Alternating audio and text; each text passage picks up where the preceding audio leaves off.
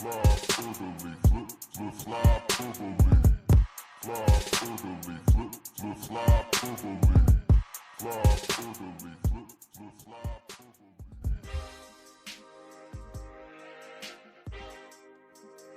Hey, Ryan, what do you think about... Wait a minute. You're not Ryan Quigley. You're a Ryan, but you're not Ryan Quigley. What is this, folks? What is going on here? I am a Ryan. One Ryan drops out. You can't get rid of us, though. Ryan Gilbert here. It's the Gilbster in for the Quigster. The Gilbster is in for the Quigster. Happy to be here. I believe this is my Flyperbole debut. So I believe that is the case. Yeah. I'm used to hosting, so I'm used to being very serious and kind of driving the bus. But I'm very happy to be the podcast passenger princess here for this episode. And to get into that mood here, I have a surprise for everybody, but primarily for you, the YouTube watchers. So I'm going to turn my camera off for a few seconds here. You can tap dance, and I will be back in a second here. I'm going to tap dance. And Quigley this week, he's on one of his special assignments again, trying to find Bigfoot in the Northwest and also trying to find the Flyers a coach. He's trying to look outside the box. So he's looking into mythical creatures right now. So I know he's interviewed Sasquatch to try and pull him in, Bigfoot, the Wendigo, the Loch Ness Monster, Slenderman. Slenderman has a real good chance of becoming the Flyers head coach because Slenderman wears suits, and we all like a coach behind the bench who wears a suit, right? Like, Tortsy wasn't wearing a suit at the end there. He was just, dressing real cash, and that's the result you get. You need a Slenderman behind the bench to really just drive this whole thing home and terrify the opposition, because Slenderman is terrifying. So that is indeed what's going on, and I think Ryan Gilbert has rejoined, which is fantastic. Hey, how we doing here? It's summer mode here for me. I was just talking about Slenderman, so that's how that went for the past minute. I was saying that Ryan Quick. Whoa! Holy shit! Hachi Machi. Yeah. You've definitely gotten to Flypania. You went to Flavortown and back. I went to Flavortown. I went to Margaritaville. I went everywhere. I got my Flyers Margaritaville hat, my Flyers Margaritaville shirt here. I got these orange sunglasses on, which are not great because one of my monitors apparently is polarized or something. So it's kind of low visibility for me. But you know what? We do it all for the craft here, for the love of the game. So I'm happy to be here on Flyperbole.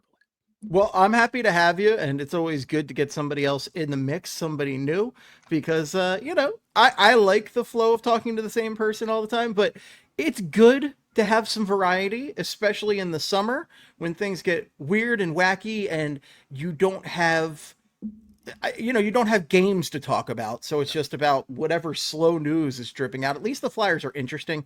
I can't imagine being with a team that isn't interesting right now. We have an interesting team to talk about, so that's good to have for us.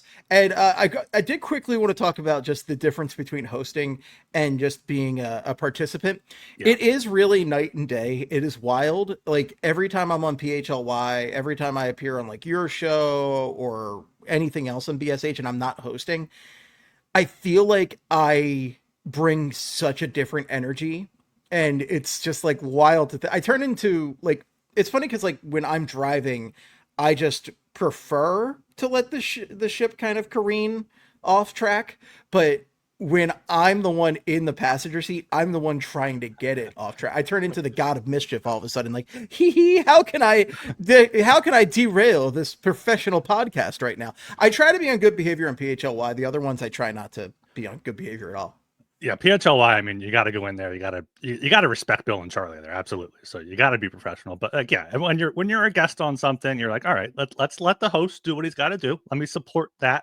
If he wants to keep it on track, serious, sure. Maybe I'll add a little bit of a little bit of humor and whatnot here and there. But yeah, I mean, I'm a host on the BSH podcast with Joe. I am the host on my hockey gambling podcast, which I wasn't always. So, very happy to always just hop on a podcast as a guest, and like, not even just like on air, but like off air. Like, we're done recording later, I'm going to hop off and be done. You have to edit it. You have to publish it, Steve. So I'm happy to not do that too.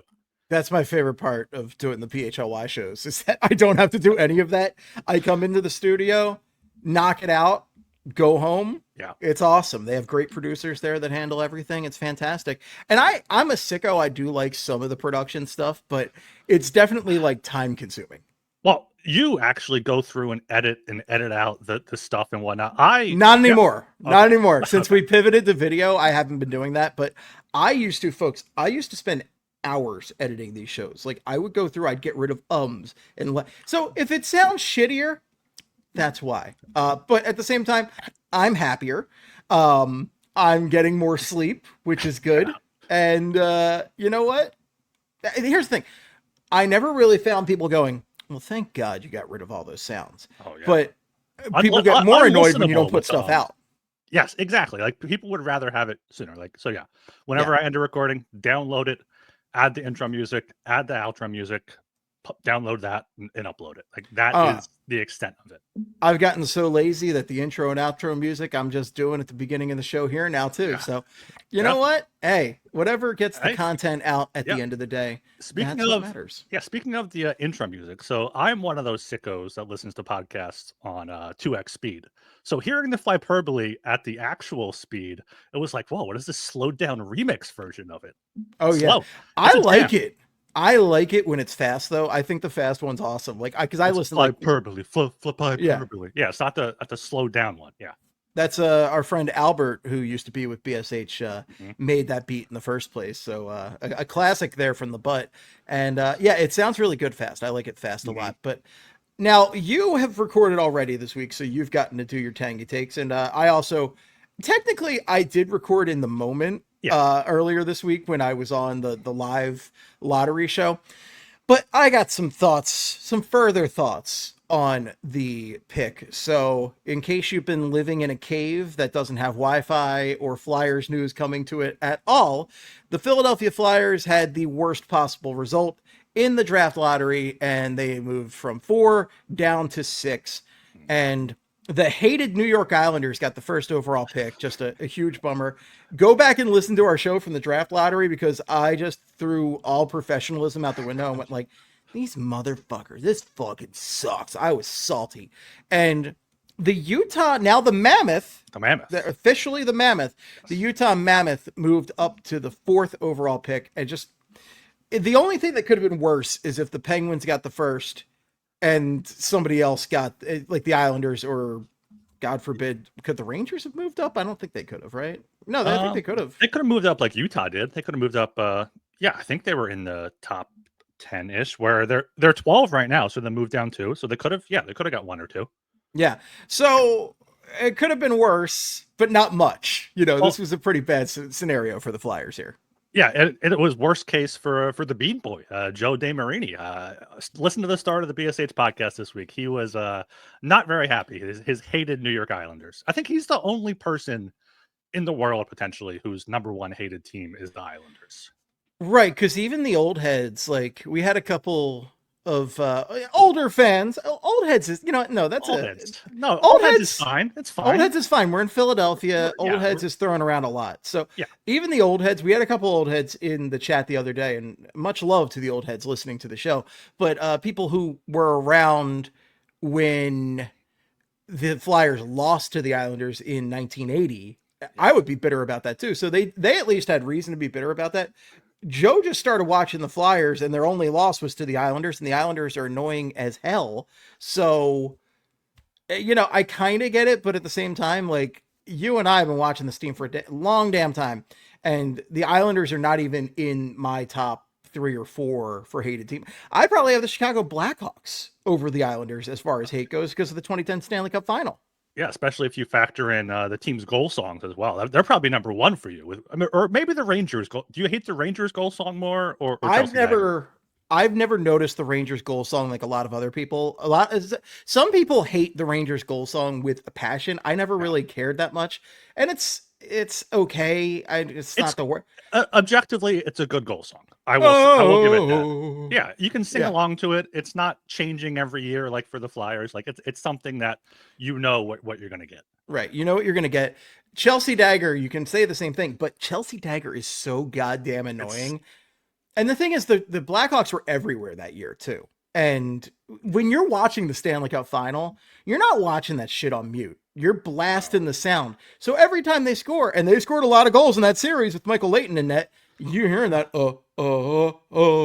and it was just so annoying. And so that's my least favorite goal song of all time. It just, I can't hear that song objectively and not get the douche chills.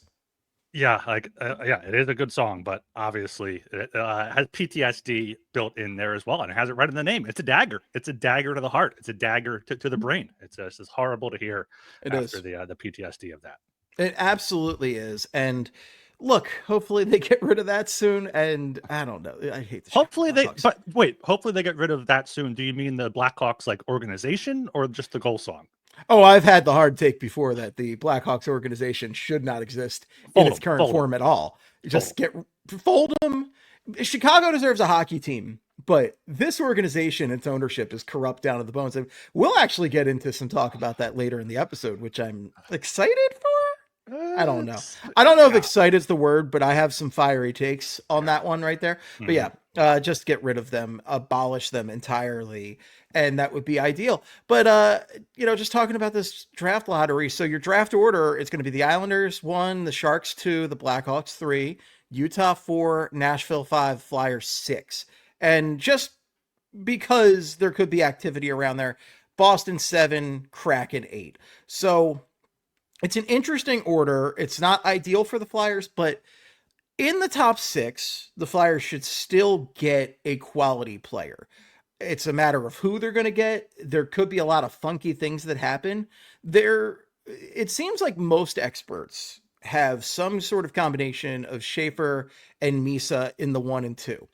Now, I've seen some mock drafts that kind of play around with that a little bit and don't necessarily have that order. And one of the weird factors that's come into play is the Islanders. Is it Hagens is a hometown boy for them?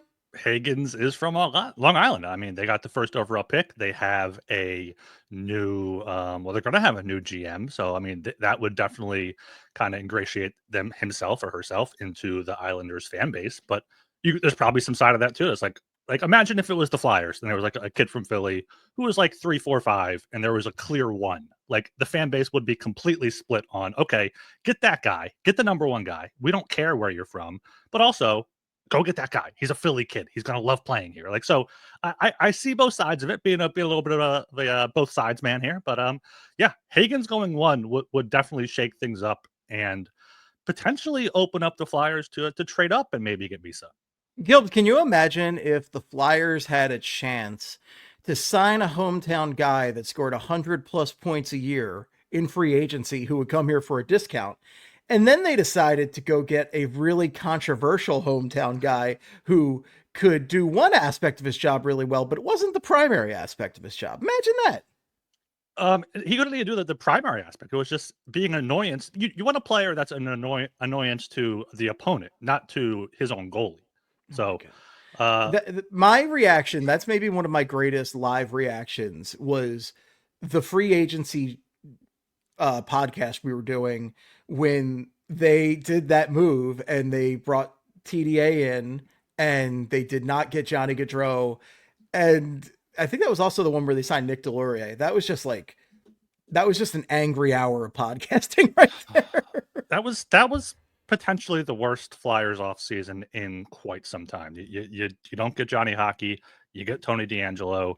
To get Tony DeAngelo, you trade Shane Gostisbehere for nothing and trade a pick to get rid of him. And now he's thrived everywhere he's gone. Like Gostisbehere would be great on any team for the power play. Imagine having a power play quarterback like Shane Gostisbehere on the Flyers. Like Chuck Fletcher, I know they've had a lot of bad GMs recently, Hextall, Fletcher, what have you there, but I think Fletcher is head and shoulders above or below the rest of them, whichever way you want to look at it. Chucky 2 trades, definitely my least favorite with a bullet. Not even a question for me. Mm-hmm. And I hope he's miserable wherever he is right now. He probably isn't, but I hope he is. Isn't he with the Devils? He's with the Devils, is he not? I think he is with the... I forgot about that. Yeah. Well, they're not having a very good time right now, so great. Fuck them. That's awesome. So at 6, if Hagens goes first, Hagens is a very good hockey player. And I don't think that's a bad pick at first, but given what I've heard about Schaefer and Misa, I wouldn't do it personally. Like, I'd be annoyed if my team made that move. But Hagens is still a very, very good hockey player. But that would definitely throw off the mix. I don't think there's any chance in hell that Schaefer falls below 5. That would be insane. I've seen some mocks put Misa at 5, but like, I don't know about that. That seems crazy to me. And if Misa falls to 5, if Misa's still on the board at 5, I'm hoping that Danny Briere is throwing whatever he can over at the Nashville Predators to move up a spot, because I love everything I've heard about Michael Misa. Absolutely. And the Predators are one of the teams that you could maybe trade up with, because they're kind of in win now mode with UC Saros in net. They just signed Stamkos and Marchessault. They got Forsberg. They got Ryan O'Reilly. They got a bunch of these veteran guys. Like, they're not rebuilding. So they don't want like a kid that's 18 and going to take 2 or 3 years to be at his best in the NHL, if even crack the roster. So yeah, if the Predators are there, I mean, trade up to get them, make some sort of handshake deal where they don't draft them or something and give them a roster player. But yeah, I mean, same thing with Utah. Like, Utah is going to want an impact player right now. Like, you could definitely trade up with any of these teams. If Islanders go Hagens, Sharks, I think, should go Schaefer. Schaefer appears to be the number one guy, and it's a lot harder to get a top defenseman than a top center or a top forward, I feel like. So there are options for Danny Briere, and we know Danny Briere loves making these trades when he has the opportunity to. So I think he's just, rubbing his hands together, trying to figure out what he can do.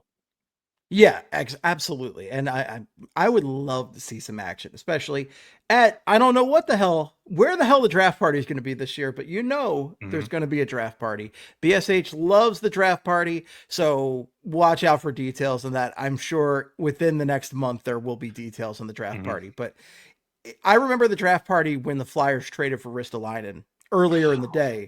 Yeah. And that was as deflating as it got, because like, they're not going to make a pick tonight. Like, what the hell are we doing? And I'm hoping for the opposite. I'm hoping for something spicy. The most exciting one, I think we can all agree, was the one where they got Mishkov. Like, because we were not expecting Mishkov to fall. We hoped it would happen, but like, we weren't expecting it. So when he fell to 5, we were like really on the edge of our seats. And then Montreal did the thing and took Reinbacher, and we're like, yeah.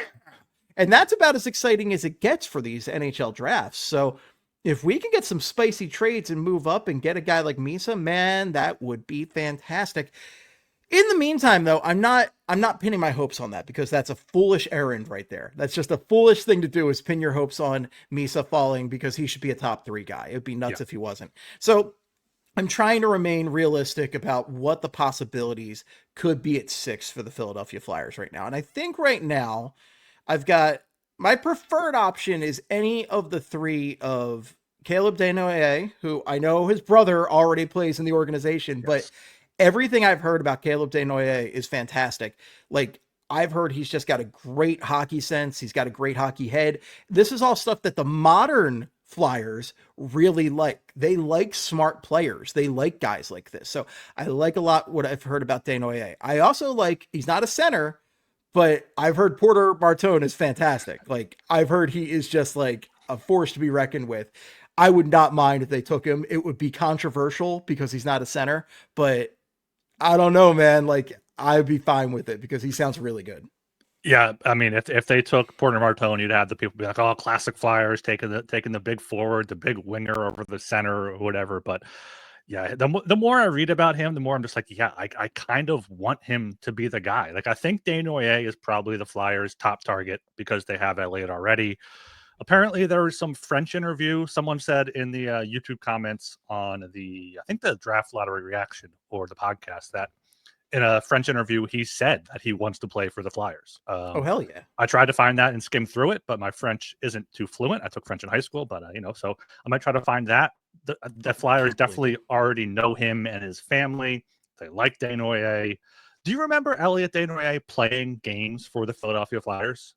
No, not at all. No, I looked him up. I was like, wait, he played 3 or 4 games in the 22-23 season. I'm like, okay, I don't remember that whatsoever. But yeah, Caleb. What? Yeah, exactly.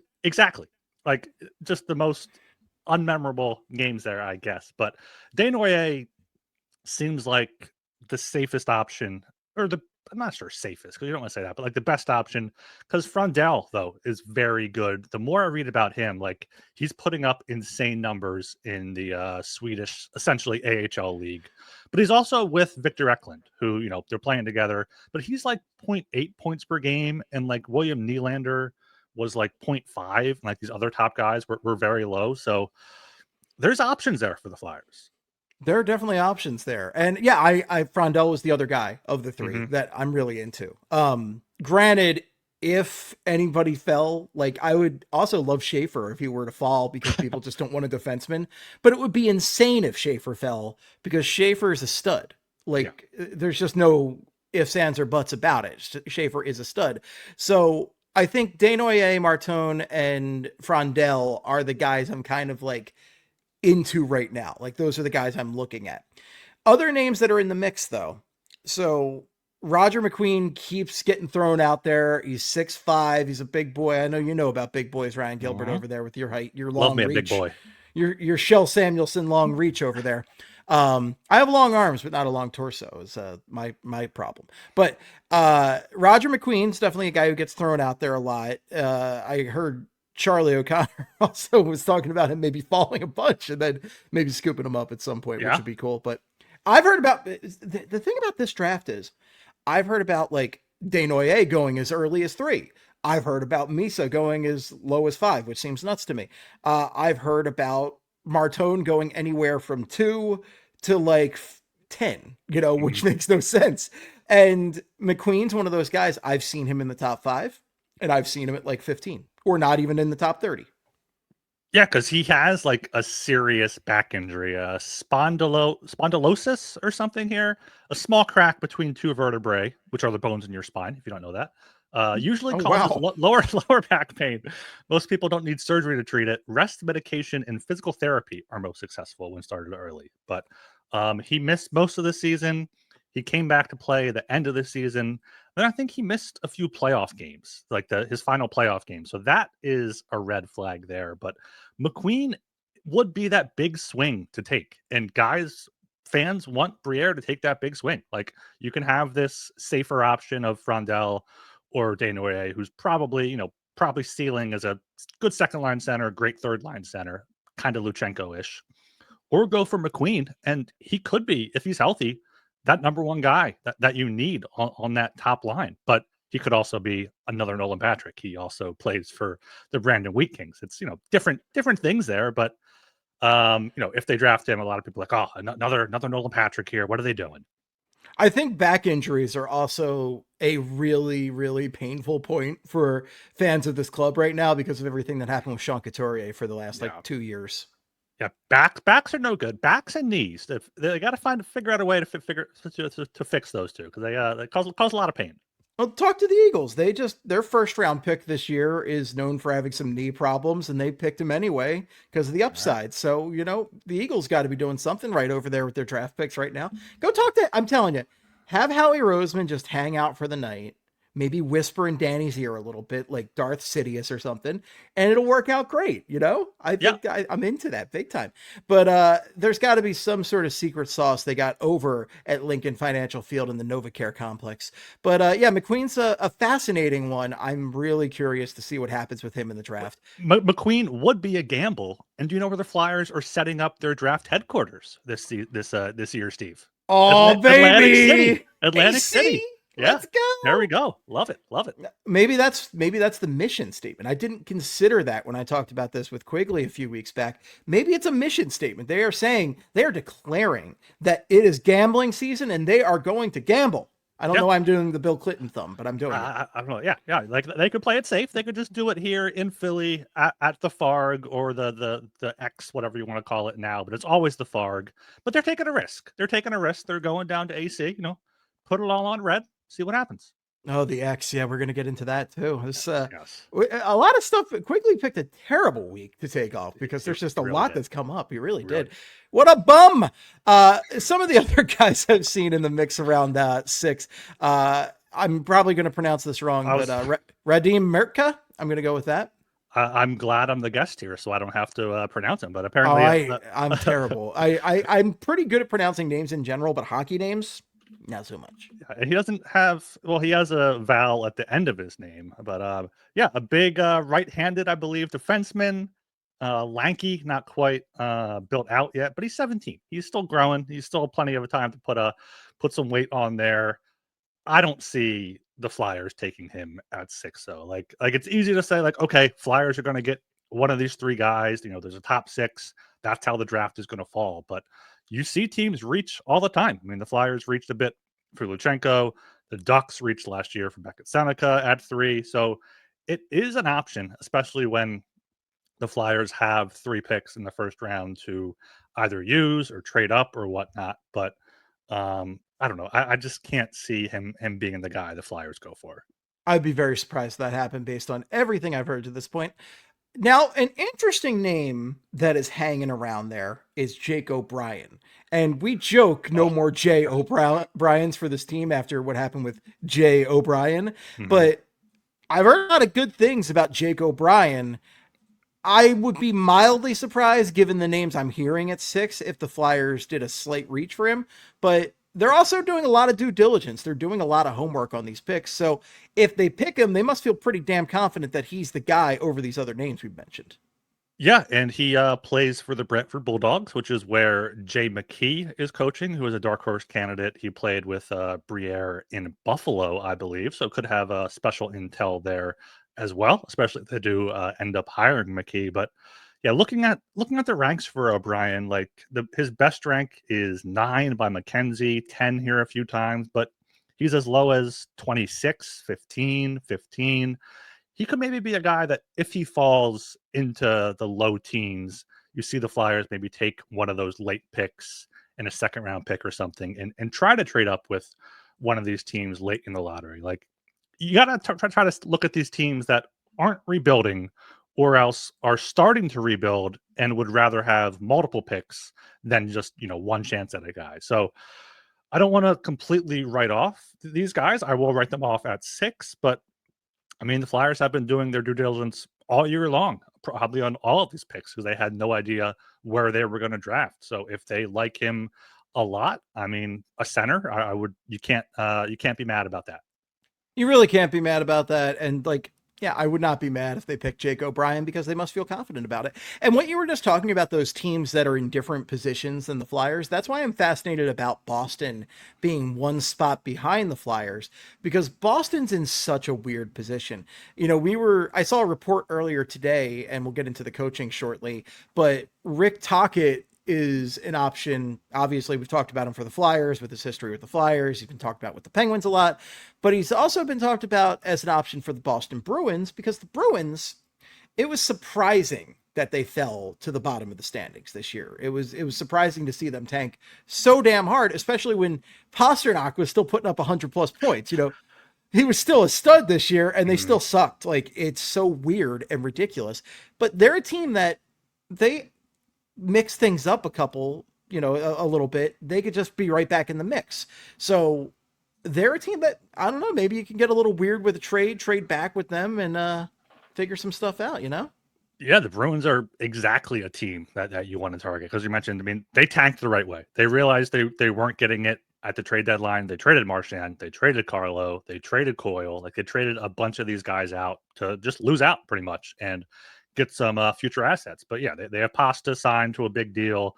Elias Lindholm signed to a big deal. Charlie McAvoy, Nikita Zadorov, Jeremy Swayman, obviously. So they're not going to tank again. They're going to be a team that wants to be right back in the mix.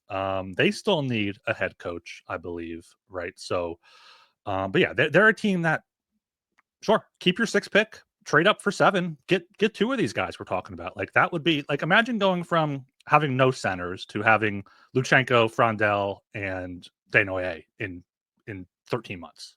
Or what if you get Martone and Desnoyers, or Martone and Frondel? Yeah. That would be, get the center and the winger. And something I wanted to bring up is like your people are talking about these centers like, okay, you got to get a center here to play with Michkov. So you don't want someone that's kind of a similar style or whatnot, but you don't need a center to play with Michkov. This isn't the NBA where you have 5 guys on the court for most of the time. Like, have Michkov as your top line winger, go out and get a center in free agency or trade Marco Rossi, Eichel or McDavid next year, and have this center that you draft this year, be your future 2-3 seed.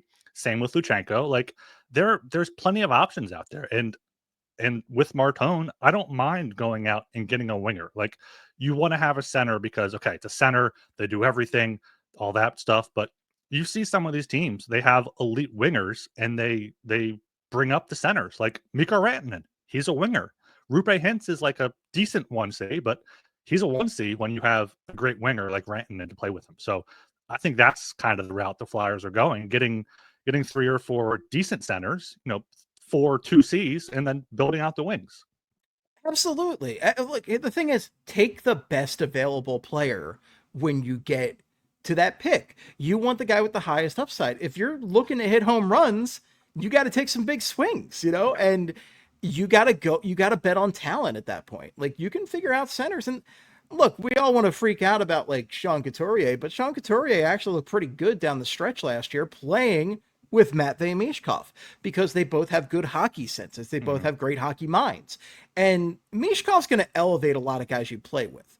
Like he already is elevating guys around him. He's only going to get better as he gets older, wiser, and stronger. So I'm not too worried about finding a guy. I want guys that can play on his level if he can get them. But this also is not like people are kind of freaking out about falling in this draft. And it's like, this ain't the draft to freak out about falling in. Like, there's some good names at the top, but like, I don't know if they had fallen like a couple years ago or something like that, or like next year, that's a different situation. But like, this is kind of a weak draft. As long as you're in the top 6, you're still going to get a quality guy. I don't like that they fell. I'm not happy about it at all, but like, I'm not losing my mind over it because I've been saying this over and over, and I'm going to say it again.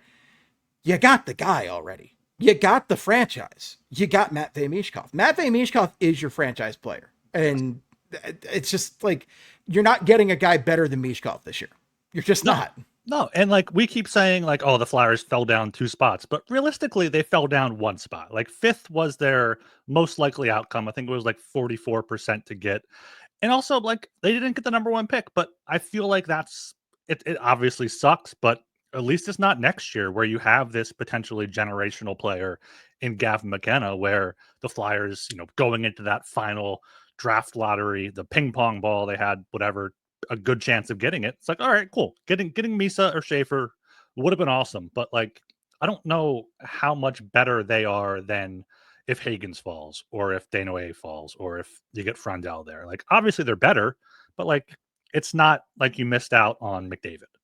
Exactly. That's 100% how I feel in this. I'm glad we're aligned on that front.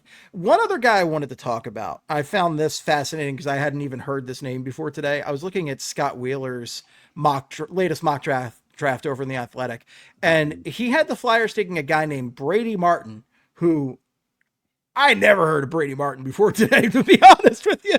And I looked up the whole like profile on him that Wheeler wrote, and I got some opinions from some of the people at BSH. But essentially, this comes down to a classic Flyers pick, the workhorse, the guy who hits hard, the guy who's in the mix, blah, blah, blah. Like, this is very much seems like a Flyers of 10, 20, 30 years ago kind of pick, but it doesn't really seem to vibe with what Danny Briere and Keith Jones have been building so far. They really seem to be cognizant of the need for offensive upside with these picks. And I'm not getting the impression from this guy that he's that kind of guy. And I feel like it's the same thing with like the Rick Tocchet speculation. It just seems like people are being lazy and writing about the Flyers as if it's the 90s. Yeah, I mean that's the '90s. It's even the early 2010s with Paul Holmgren and Bobby Clark still having a significant influence on the organization. But we've seen in these past few years, like they reached a bit for Luchenko, which is kind of why people I think see the Flyers potentially going for Martin. I saw Craig Button also had Martin going to the Flyers at 6. He's a late riser. He had a great end of his year here. Great year. Great showing at the Canada under 18s there, 11 points in 7 games. And yeah, I would not mind having him whatsoever. Like, we have to keep in mind when we're talking about these players, we're only talking, like, if we bring up negatives, it's like, okay, there's just better options out there. It's not like, oh, this guy's gonna suck, we don't want him. But yeah, he's on Elite Prospects Consolidated rankings, which takes like a bunch of rankings into account there. He's 19. So like, I wouldn't mind going for him if you could trade up. If he falls if he's in the teens there, a team's looking to trade back and you can trade up and get him. Like, he's a great center option to have as a second center in this draft, but I don't know about getting him at pick 6. Couldn't agree more. That's 100% the case where, like, with the second pick, that Colorado pick, I want to see them do whatever they can to either move up or get a quality player with that pick. Yeah. And I have no interest in making that second pick unless it's on a guy who's, I don't know, a little bit riskier, or like somebody falls or something like that. Mm-hmm. But this is a good guy to take with that second pick if you can move up and do it. But the first pick, like you were saying, he's ranked 19th on Elite Prospects. Wheeler himself put out a ranking a couple days ago where he had Martin at 10. So just based on what I'm seeing, like, he seems like a fine player, and I would not mind having him in the organization at all. It just does not seem like the proper swing to take it 6. It seems like Paul Holmgren taking Sam Moran. It seems like a Scott Lawton type of pick, who I love Scott Lawton and everything he did for this club, especially as being the face of this club for a little bit. But Scott Lawton was not a risky pick. Like, that was like a real, like, you got a two-way center kind of pick. It was not exciting or sexy at all. Yeah, and like that's the thing. The Flyers have so many picks. They have 3 picks in the first round, 7 picks in the top 48, I believe. Like, you can't use all of those picks. You can't have 7 prospects coming up together because they can't all make the team. Like there's not going to be 7 spots on the roster for them to make it, or even 3 or 4 if 3 of them don't pan out. So these are assets. These are great trade chips for teams that don't have picks. Teams that have traded away their picks to try to get rentals to go all in that didn't work out. So yeah, teams are going to be looking to restock their cupboard a bit more than the Flyers are. Like, I know the Flyers don't have a great prospect ranking system, but I would rather have, instead of these 7 picks in the top 48, give me 3 in the first round. Like trade up. Give me 6. Give me 1 in the low teens, and then 1 in the 20s. And that's all I need. And then you have deeper picks that I feel like the Flyers scouts over the past few years have shown they can find these guys in the 3rd, in the 4th, in the 5th round that have high upside, which is realistically what you need. You don't want a player that can be a bottom 6er. You can go out in free agency, give them a few million dollars, and plug that hole. You want these guys that are going to be your top tier players, that are going to be coming in, playing top 6 minutes and playing the important roles and filling the holes elsewhere. So I am all about Danny Briere. We had Chucky 2 trades. Let's go Danny 3 trades. Make 3 trades on draft night here and just, go out, swing big. I'm into it big time. Like, let's swing big. Let's dream, folks. Let's actually dream instead of just accepting our fate as being a eternally mid franchise. Okay. We don't want any more of that. It's time to start winning some damn hockey games again. Make these Flyers pretty darn good again. All right. So final word on this. You're Danny Briere. How you feeling right now today? You get that 6th pick, and let's say that the top 5 goes as expected. Who are you picking at 6? The thing is, who are your top 5 expected? I mean, okay, Schaefer, Misa, Hagens. Misa, Hagens is 100%. Yeah, I think have to go top 5. Now, after that, I think Martin should go top 5. I'd be surprised if he fell. Yes, but not totally surprised. Just like a little surprised. And at this point, I used to think Frondell was a top 5, no doubt about it, but I keep hearing a lot about Desnoyers potentially going top 5. So I'm not sure who's more likely out of Frondell or Desnoyers to be available. So, but I feel like whoever is available out of those 2. But I was going to bring this up. Like, you look at the rankings, you're like, okay, those top players are going to go, but you have to factor in what these teams are looking for, what these teams are trying to add to their prospect pool. So I guess for this thought exercise here, let's say the Flyers have an option to get Martin, Frondell, or Desnoyers. Like, all 3 of them are there somehow. People reach for that defenseman or whoever. Brady Martin. McQueen goes early or whatnot. So you have O'Brien. Jake O'Brien. Yeah. So you have those options there. I kind of like the upside of Frondell. I was reading our community draft board piece on him by Cole Keller from a few weeks ago. Apparently, he played winger at the top Swedish league, but played center at the AHL level. So he has that flexibility, which I don't mind at all. And I mentioned it before. He's the most productive under 18 skater to ever play there. 0.86 points per game. Nylander was 0.77, Pasta 0.67, Elias Pettersson 0.36. Like, he has that offensive upside, and that's what you really should be looking for. If I'm saying who I think the Flyers would take, I think it's Desnoyers. I think he's their top target just because they know him, just because they have that family connection. But I think I'm leaning more and more for Frondell being my guy. I'm all about upside. I think you got to take some swings if you want to be the best in the NHL again, and that's how you do it. Yeah. That's how you do it. All right. So let's talk some coaching real quick. So we know who the Flyers have. I'm very thankful. I don't even think the Flyers talked to this guy, but I'm thankful he's off the board.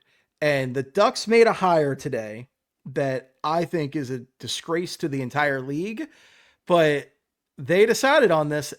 Joel Quenville is back in the NHL. The no longer mighty Ducks of Anaheim decided to hire Q to go in there. And in case you have been living in a cave without Wi-Fi, as I mentioned before, just somehow avoided this story entirely. Joel Quenville, of course, was involved in that whole Chicago Blackhawks Kyle Beach scandal from 15 years ago now at this point, this all happened. But just essentially the Blackhawks allowed sexual assault to happen and covered it up in their front office. And Joel Quenville was a huge part of that. And they all got like a slap on the wrist, and a lot of those guys were out of the league for a couple of years. But then, Edmonton made a hire. Who was the GM they hired Bowman. a couple of years ago? Yeah, Bowman. So Edmonton brought Bowman in, and Quenville has kind of been lurking around. You hear the insiders will whisper his name, go, I hear Quenville could be in the mix here and there. He only got mentioned once or twice for the Flyers, and there was really not much smoke beyond that. The Ducks, he was a pretty early contender for them. The Ducks are a team that they've gotten a lot of the pieces in place, and they're ready to make the shift into the next phase and try to go up there. But they decided on Quenville, and just, I'm trying to look at this objectively from a hockey viewpoint, and and it's hard because this guy just should not be employed in the NHL. It is a privilege to be employed in the NHL, and he does not deserve that privilege. But from a hockey standpoint, it's an odd fit as well, just because, are the Ducks that ready to move into primetime? I don't think so.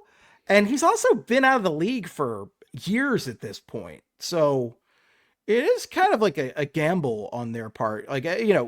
Objectively speaking, in his heyday, Quenville was one of the best, absolutely one of the best coaches in the league. But again, fuck him. Yeah, so let's talk objectively first before I dig into the other stuff, trying to keep it light here. But was he one of the best coaches in the league? I was, a teenager back when I was graduating high school in 2010, so I wasn't deep into hockey analysis. But I'm just looking at his coaching record on Wikipedia here with the Blues from 97 to 03, lost in the first or second round pretty much every year, made the conference finals once. And those went to the Avalanche, lost in the semifinals twice. Then goes to the Blackhawks, wins 3 cups in 5-6 years there. It's pretty good. But I don't know if that's on him or on the Chicago Blackhawks roster. Even looking at that 2010 roster, okay, Duncan Keith, Brent Seabrook, Brian Campbell, Jonathan Toews, Nicholas Hjalmarsson, Kane, Hossa, Sharp, Dustin Bufaglian was 24 there. Troy Brouwer, Christopher Stieg was 23. Andrew Ladd, they had a very, very deep team, and goaltending too. Niemi, Corey Crawford were there. So their dynasty, I put more on the players than on the coaching, honestly. And then I can tell you though that the reputation was definitely there, that he was one of the best of the best, because when the Flyers had their vacancy for head coach after Dave Hackstall, there was a lot of Mhm. talk about the Flyers potentially getting Quenville, and there was a lot of excitement. I remember on our part about potentially getting him Yeah. because that seemed like huge upgrade at the time to go from Hackstall to Quenville. And you might remember also there were some reports like we had heard that on BSH that Yeah. he was going to He was come coming. to the Flyers, and it turned out that was not accurate. But that also happens because people get reports like this all the time, and they put them out there, and they turn out not to be true. So Mhm. I don't know why certain people need to dwell on that, but whatever. Yeah. But But yeah, let me continue here with the Quenville's coaching record because yeah, continue to cook. Yeah, yeah, so they won the cup in 2015. Following 2 years, lost in the first round, including a sweep there in 2017 to the Predators. 2 bad years with the Blackhawks fired. Then goes to Florida. Florida, they lost in the qualifying round to those New York Islanders in the bubble in 2020. Lost in the first round to the Lightning in 2021. Fired by the Panthers next year, or he resigned, was forced to resign. And now, without Quenville, the Panthers are one of the best teams in the league. Won a cup, made the Stanley Cup final. Sure, they're better now. I think they got Kachuk now after that trade, but like Kachuk's the biggest Kachuk's the factor, I big think, in factor. that. Yeah, Yeah, but like, yeah, sure, great reputation, whatever. But I don't know. He's old now, and maybe some trigger warnings out there, but he should absolutely not be employable in the hockey world, especially in North America. The things he covered up, the things he, was aware of and covered up for the point of winning, just ruining a person's life, ruining multiple people's life. Because that's covering up sexual abuse is like one of the worst things you can absolutely do. It's one of the worst crimes that can happen. You're just taking the worst thing from a person that they have to live with that forever. It's going to impact them every single day of their lives. And, it's just kind of being glossed over by some as, because he's a good coach, because he's a good reputation, and some people are excited to see him back in the league. And sure, but I don't think the Ducks are ready. They have good pieces. And back to the hockey thing, maybe the Flyers can, go in and try to scoop up some of those players that aren't necessarily happy with Quenville. Maybe a Zegras can come here. Maybe a Mason McTavish is a offer sheet candidate. So, yeah, just a big middle finger to Coach Q and the Ducks. big old middle finger right there. Just a despicable hire by the Ducks here. So fuck them. But going over to the Flyers at this point, talking about how their coaching situation is going. So it could be heating up soon. They've been taking their time, which is the appropriate action to take, frankly. Because if you weren't going after Sullivan, and good on the Rangers for seeing their guy and going after him, that's what you got to do. I don't know if the Flyers necessarily felt that Sullivan was right for their situation currently. The Rangers situation is vastly different. So I'm not mad at the Flyers for not aggressively going after Sullivan, because I could understand why Sullivan wouldn't necessarily want to come to Philadelphia given their situation.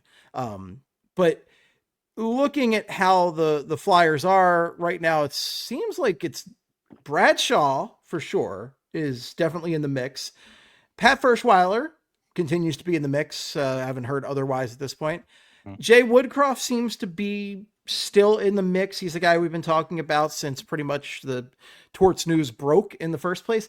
And then I would say Tockett's stock has fallen a little bit lately between the reports that he seems a little burnt out, and also he's going to be working with TNT again in the offseason. And look, if I was Rick Tocchet and I didn't have a good time over in Vancouver and I got a sweet TV gig where I got to show up once a week and talk about hockey with like the funnest set in sports, like, yeah, I think I'm going to take the TV gig. Yeah, and Tocchet, like he was in Vancouver. We all know about the JT Miller, Elias Pettersson drama. He has to be burnt out after that. So yeah, he's going on TNT this weekend. I love the TNT panel. The ESPN panel is just absolute dog shit there. It's just But dog shit. It's terrible. yeah, it makes sense for Tocchet to want to wait. You can sit back, collect the checks from TNT. I'm not sure if he's still getting paid by the Canucks, whoever, but I'm sure he has a cushy savings account there. He has no problem with finances. Remember his gambling controversy? He was kind of Sure do. Along with who was it? Wayne Gretzky was involved in that too. Yeah, maybe. And now Wayne Gretzky's doing like gambling advertising. Seems a little weird to me, but who knows? Yeah. So, but yeah, I think that Bradshaw is the guy. I've thought that Bradshaw is the guy the whole time. I am intrigued by Jay Woodcroft because one of my things is that I don't want to bring in a coach like a Tocchet, like these other guys that might push or scare free agents away next offseason, namely Connor McDavid, Jack Eichel, Kirill Kaprizov, these top guys. So I am open to Jay Woodcroft. Jay Woodcroft coached McDavid in Edmonton. Just a quick search here of Jay Woodcroft, Connor McDavid. McDavid was surprised. He said Woodcroft never lost a room, blindsided, defended his ex-coach. So if the Oilers can't get it done this year, can't get it done next year, and the Flyers, take a good step this year, and McDavid wants to come play for Woodcroft again with Michkov, with some other big winger, like Flyers got a new arena coming, like come play in Philly, big market. I know Jason Bertidis, a good friend, has kind of pushed that a little bit. So I am open to Woodcroft, but I really think it should be Shaw and have an approve it deal. If he proves himself, then maybe McDavid would want to come too. So I don't want to give a 3 or 4 year deal to Tocchet, have him locked in, because the Flyers just aren't ready yet. They're not. And No.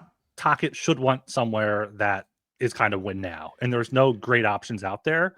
So Tocchet should wait for next year, maybe in season, get hired again and turn that team around like he did with Vancouver.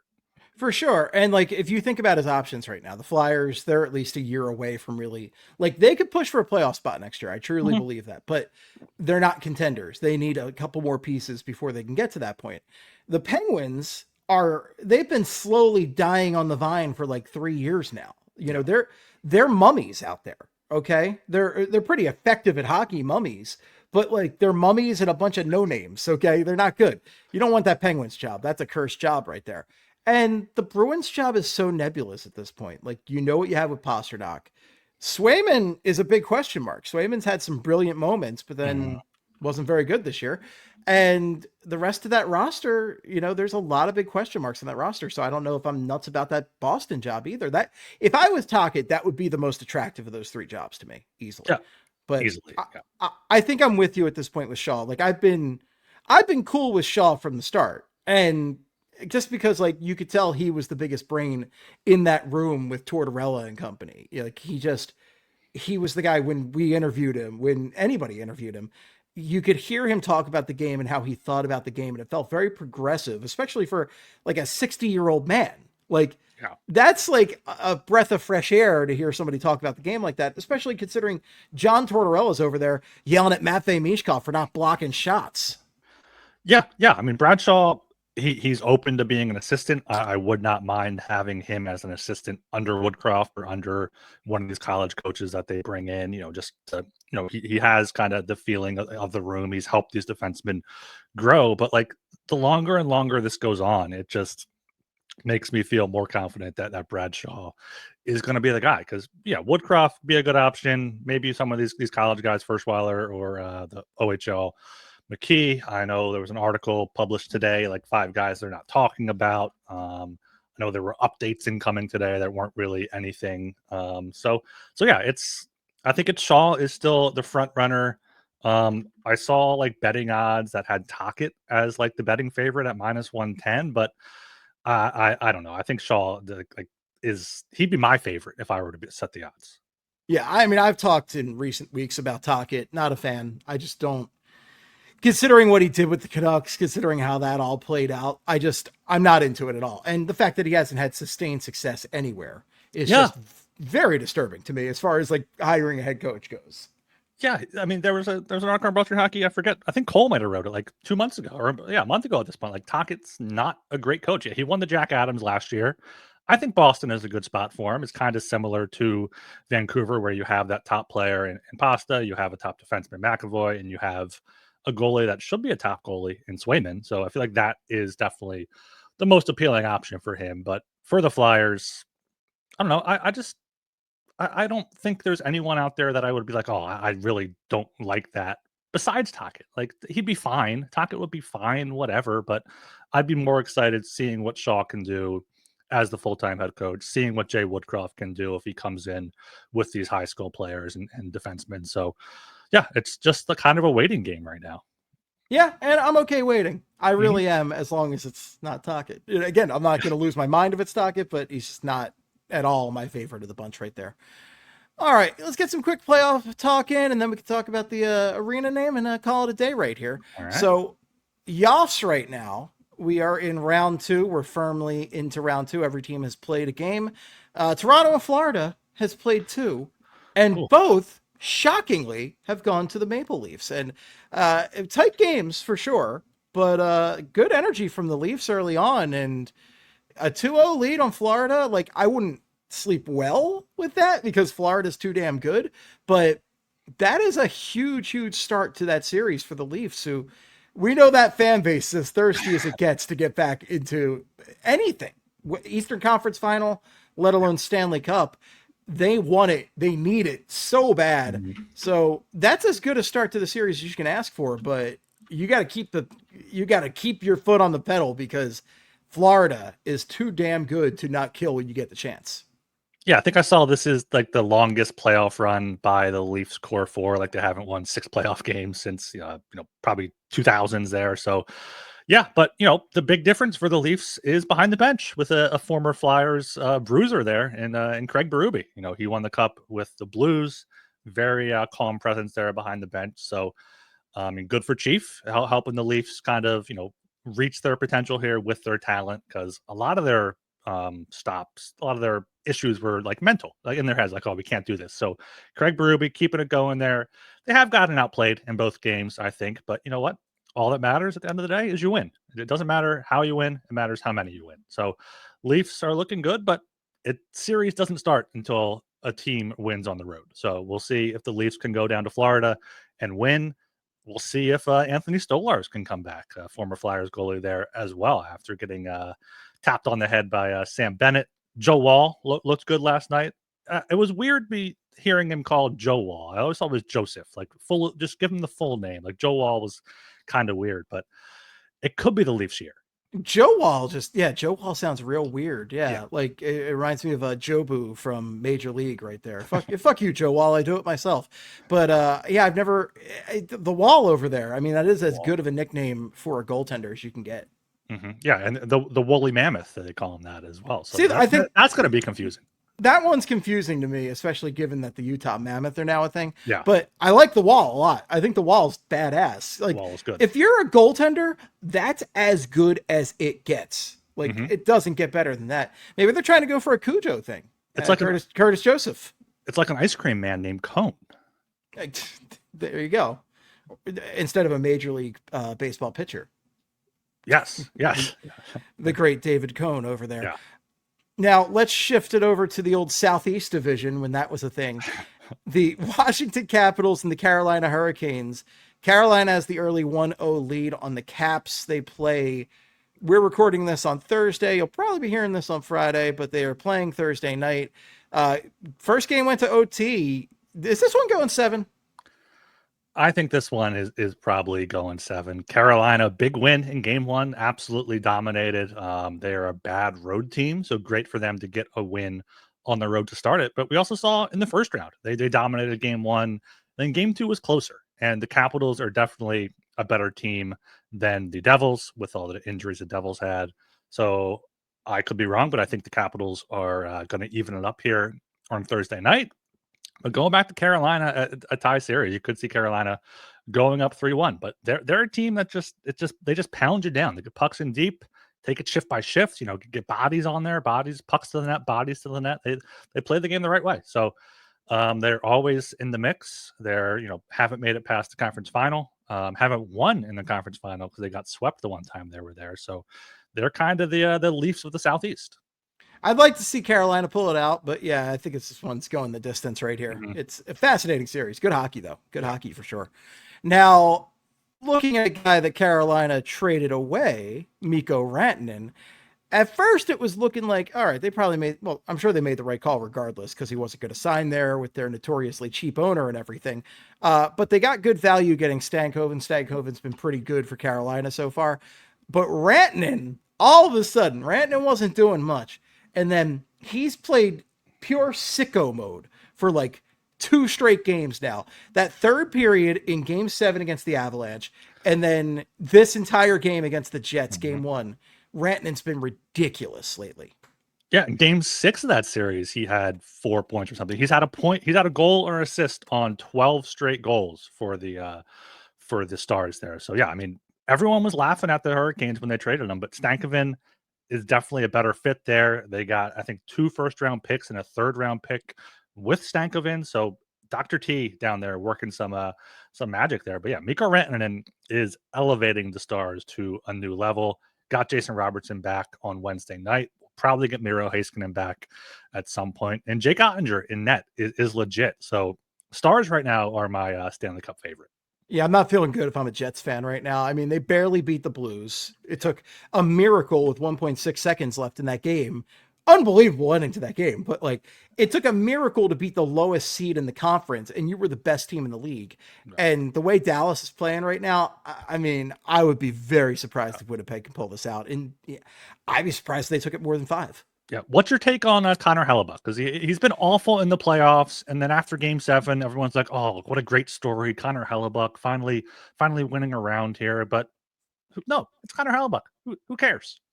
Yeah, I mean, look, the guy's won Vezinas at this point. You know, he's like the greatest regular season goalie in the game currently, but you got to get over that hump in the playoffs. I mean, it really is such a difference maker in your career.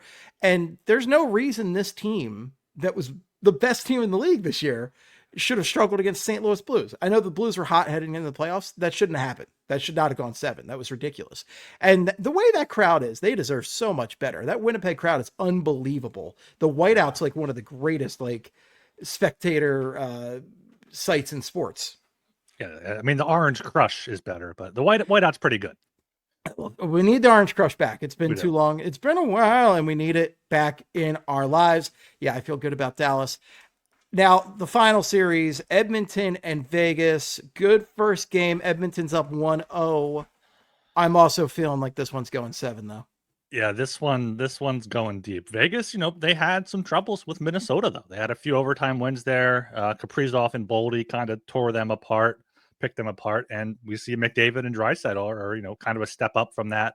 But the big difference for the Oilers is their depth. I mean, that second line, Hyman, Kane, Nugent Hopkins, Connor Brown scoring goals, Corey Perry is on the top line for some reason. But I mean, Cal Pickard in net, the former Flyer, great goalie. He had the first gritty mask. So Cal Pickard's taken over in net, but Vegas is going to be a tough out no matter what. I think it's going to be a long series. I think they do even that one back up at home. I think that game is Thursday night tonight. Yeah. So yeah, I think most of these series are going long, but I could see the Stars closing it out in 5 or 6. I think the Stars should close it out in 5 or 6. Vegas or Winnipeg just looks toast right now. Mm-hmm. But yeah, we're rooting for the Knights though, because we need the Oilers to give us an earlier pick. Yes, exactly. Because Colorado lost in the first round. I think they're picked like 24 or 25 now. So, I mean, we were worried they were both going to be in the high 20s or 30s because it looked like both of those teams could make the conference final. But yeah, we got to root against the Oilers. Real shame. Well, we got to root against them for that and plan McDavid 2026. Yes, exactly. Yeah, multiple reasons. Multiple reasons.